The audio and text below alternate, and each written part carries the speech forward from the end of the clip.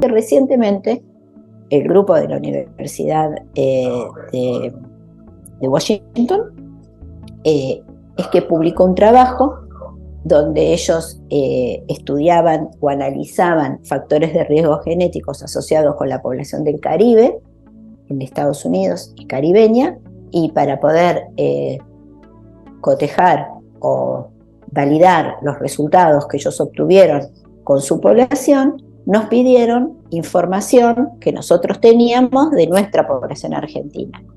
Entonces compararon las secuencias genéticas y los factores de riesgo de la población del Caribe, las cotejaron con lo que pasaba en nuestra población y lo comparaban también con lo que ocurría en bancos de datos genéticos de poblaciones con una ancestría distinta de la nuestra, o sea, o todos caucásicos. Nosotros somos una mezcla nativoamericana y caucásica.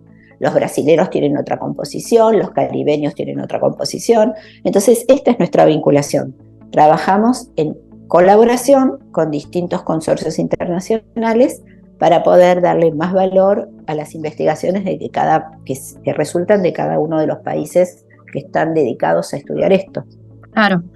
Y ahí, ahora, ¿qué es lo que detectaron o identificaron en este cromosoma 13? O sea, en realidad lo que se encontraron es que hay algunas variantes genéticas en ese cromosoma que están asociadas con un menor riesgo de contraer la enfermedad, o sea, como que son protectoras.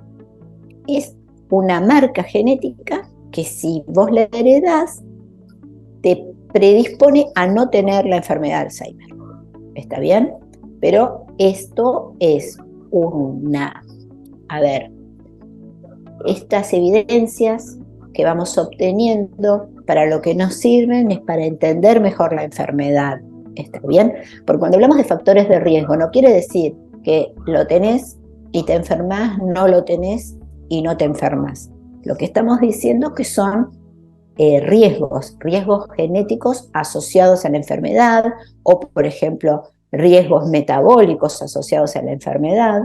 Entonces vos decís, bueno, como la enfermedad coronaria, si vos tenés muy alto el colesterol, es un factor de riesgo para que te infartes. No quiere decir que todos los que tienen alto el colesterol se van a infartar. Lo mismo pasa con los genes. Tenés genes que son protectores para la enfermedad. No quiere decir que porque lo tenés, no la vas a tener. Porque puede ser que junto con esos genes protectores tengas un estilo de vida muy perjudicial. Y entonces una situación no se compensa con la otra. Estamos hablando siempre de factores de riesgo. Claro. Uno cuando habla de lo genético, yo lo pensaba al revés. ¿Qué pasa si un abuelo, un tío o un padre tuvo Alzheimer que se puede detectar? Bueno, eso es otra cosa. Eso es otra cosa, porque en el caso de la enfermedad de Alzheimer hay una variante de la enfermedad que es genética, que se transmite de generación en generación porque tiene una alta penetrancia, son mutaciones muy particulares que se van heredando de generación en generación. Ese es un Alzheimer familiar que tiene que la clínica, o sea, lo que vos ves al final de la historia es similar al del viejito con Alzheimer, el abuelo con Alzheimer que uno tiene en la cabeza, ¿no?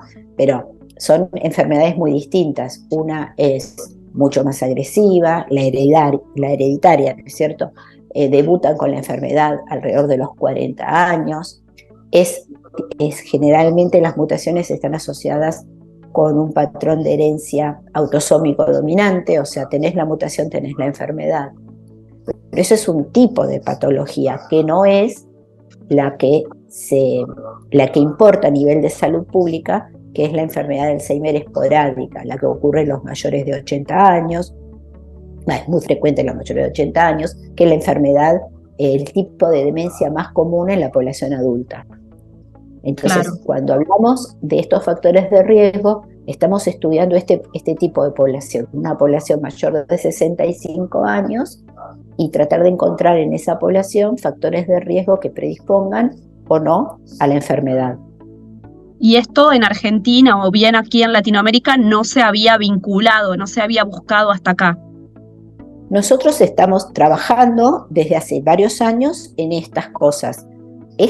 La asociación con el cromosoma 13, particularmente la detectaron en esta población del Caribe, y nuestro rol simplemente fue ofrecerles la información genética de nuestras bases de datos para que se pudieran cotejar estas informaciones.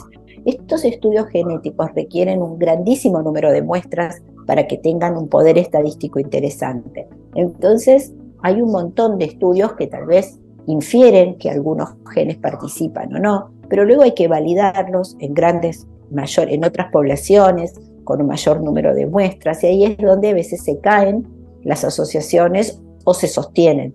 En Claro. este caso, lo que ellos encontraron en la población del Caribe lo pueden sostener porque lo pudieron cotejar con nuestra población, que también es de un origen ancestral mixto, y lo validan.